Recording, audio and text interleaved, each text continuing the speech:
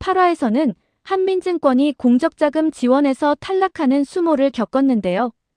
회계장부를 조작했음에도 결과는 탈락이었죠. 물론 이 과정에서 결정적인 역할을 한 사람은 바로 홍금보였습니다. 국민의 세금으로 지원되는 공적자금을 회계장부를 조작해서 받아낸다는 건 있을 수 없는 일이라는 것이었죠. 이로 인해 홍금보는 실제 회계장부를 제출할 수 있게끔 서류를 바꿔치기 한 것입니다. 증권감독관으로서 홍금보의 신념은 한 번도 흔들린 적이 없었는데요. 개미 투자자들의 돈을 지키고 불이한 방식으로 국가자금을 빼먹는 것을 막는 것이 그것이 그녀가 이 자리에 있는 이유였습니다. 홍금보는 위장 취업 중에도 그 신념만큼은 절대 포기할 수 없었던 것이죠. 그런데 신정우는 이 사실을 알고 있었는데요. 회계 조작이 진행되고 있는 사무실을 방문했을 당시 홍금보가 다른 서류를 챙기고 있는 걸 본 것입니다. 사실 그가 홍금보를 이곳에 투입시킨 것도 홍금보라는 캐릭터를 너무나 잘 알고 있었기 때문인데요.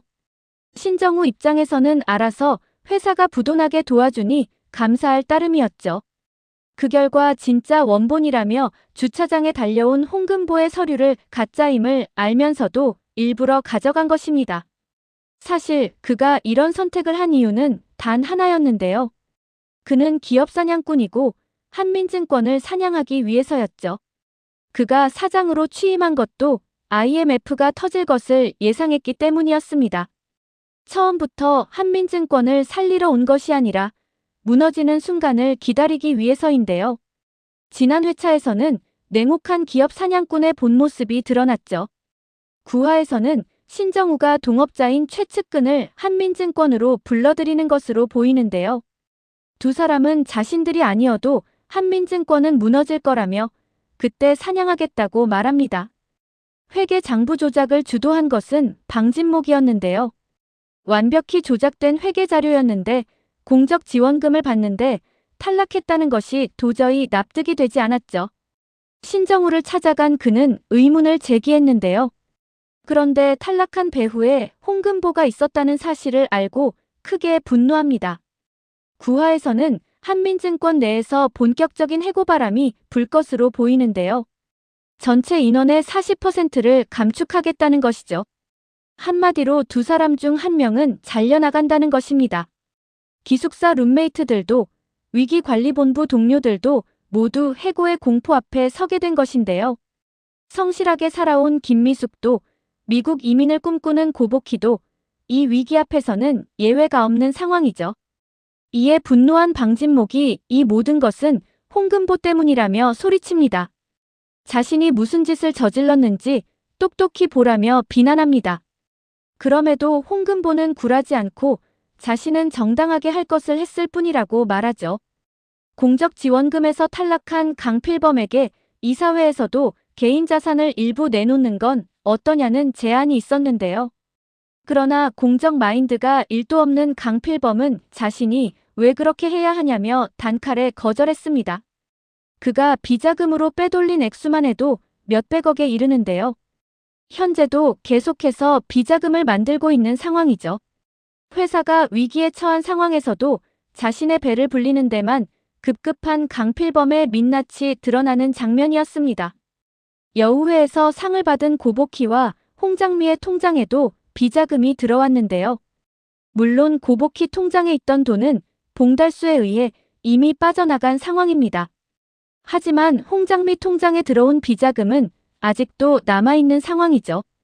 어쩌면 홍금보가 이 사실을 방진목에게 말하지 않을까 싶습니다. 회사가 어려운 상황에서도 자신들 아니만 생각한 그들의 행태에 분노할 것으로 보이죠. 홍금보는 뇌물장부와 자신의 통장에 들어와 있는 비자금으로 강필범과 딜을 하자고 방진목에게 제안하지 않을까 싶습니다. 물론 윤재범의 허락 없이 홍금보가 독단적으로 처리하기는 쉽지 않을 텐데요. 그럼에도 40% 해고는 막아야 한다는 생각에 이러한 결정을 하지 않을까 싶습니다. 강필범의 자산을 투입해 회사 부도를 막고 직원들의 해고는 없던 일로 하자는 것이죠. 물론 홍금보가 자신의 정체를 드러내지는 않을 텐데요. 메신저나 다른 방법으로 정체를 숨긴 채 진행하지 않을까 싶습니다. 하지만 여우회 직원의 죽음이나 고복희, 홍장미 통장의 비자금을 알고 있기에 강필범으로서도 무조건 거부할 수는 없죠. 결국 강필범이 홍금보가 제안한 딜에 응하지 않을까 싶은데요. 이로써 한민증권의 모든 직원은 해고 없이 무사하게 될 것으로 보입니다. 그렇다면 구하 예고에서 가장 궁금한 것은 홍금보가 어떻게 뇌물 파일을 입수했느냐는 것이죠. 두 가지로 예측해 볼 수 있는데요. 첫 번째는 고복희가 가지고 있던 파일을 홍금보가 손에 넣었을 확률이죠. 고복희가 가지고 있던 장부가 김미숙에 의해 소각장에서 태워진 것으로 나왔는데요. 그럼에도 그 중요한 자료가 허무하게 소각장에서 한 줌째로 남는다는 것은 이해할 수 없는 일이죠. 게다가 당시 소각장에서 태워진 것은 뇌물 파일이 아니라 철진한 잡지였는데요. 그 파일은 잡지 속에 넣어져 있었죠. 이것이 트릭이 아니었을까 생각됩니다. 여기서 눈여겨봐야 할 사람이 한 사람 있는데요. 바로 김미숙의 딸 김봄이죠. 모두가 출근한 기숙사에 김봄이 있었는데요. 심심한 김봄이 거실 소파에 있던 잡지를 보았을 것으로 보이고 그곳에 있는 파일을 발견했을 것으로 보입니다. 이미 이전에 김봄은 고복희 책상에서 그 파일을 본 적이 있는데요. 파일에 붙어있는 예삐 스티커를 봤었죠. 아이들 시선을 사로잡기에는 충분했습니다. 홍금보와 비밀을 공유하고 있는 김봄이 대화 도중 그 스티커에 대해서 얘기를 하지 않을까 싶은데요. 놀란 홍금보가 그 파일을 손에 넣은 것이 아닐까 싶죠. 사실 김봉이 기숙사 룰을 어겨가면서까지 이곳에 있었던 이유가 바로 이 설정 때문이 아니었을까 싶습니다. 두 번째는 방진목한테서 받았을 확률이죠. 사실 방진목도 죽은 강명희가 어떤 마음으로 내부 고발을 진행했는지 그 뜻을 알기에 심적인 갈등이 있었는데요. 그도 죽은 마당에 뇌물장부를 세상에 드러내 한민증권을 곤란하게 만드는 게 바람직하냐는 것에 고민이 있었죠. 마음이 90% 정도 기울었을 때 하필 IMF가 터진 것입니다. 방진목 입장에서 현재 최우선 과제는 한민증권을 살리는 것이기에 두 사람이 한 배를 탈 일은 절대 없다며 매몰차게 홍금보를 외면했죠. 하지만 방진목도 결국 선택의 순간이 올 텐데요. 강명희의 뜻을 이어받아 진실을 세상에 드러내느냐 아니면 회사를 지키는 쪽을 선택하느냐의 갈림길에 서게 되는 것이죠. 그 선택이 구하의 또 다른 관전 포인트가 되지 않을까 싶습니다. 문제는 이것을 계기로 홍금보의 정체가 탄로날 위기에 처하지 않을까 싶은데요. 송주라는 홍장미가 홍금보와 닮았다고 수상이 여기고 있었죠. 게다가 알버도를 구한 사람을 한민증권 근처에서 봤다는 봉달수의 얘기를 들으며 한층 더 의심을 가속화할 것으로 보입니다. 30년 넘게 강 회장의 그림자로 살아온 송주란인데요. 그 누구보다 예리한 눈을 가진 인물이 홍장미를 의심하기 시작했다는 건 홍금보 입장에서는 가장 위험한 상황이 펼쳐지고 있다는 것이죠. 과연 홍금보의 정체가 들통나지 않을 수 있을지 정말 궁금해집니다.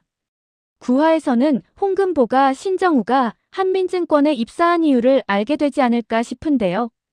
강노라가 강필범의 딸이라는 걸 알고 신정우의 그동안 행동이 이해가 되기 시작한 것이죠.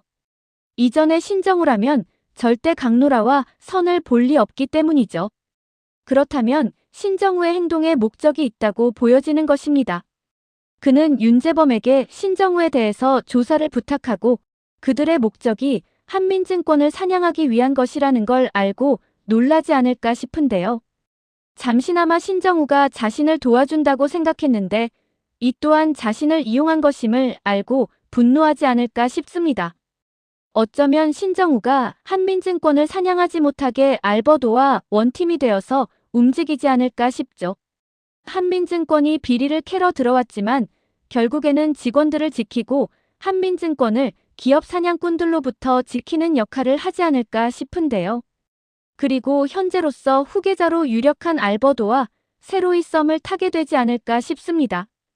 9화에서는 어떤 반전이 펼쳐질지 다음 화가 정말 기대됩니다. 오늘 영상은 여기까지입니다. 구독, 좋아요는 언제나 제게 큰 힘이 됩니다.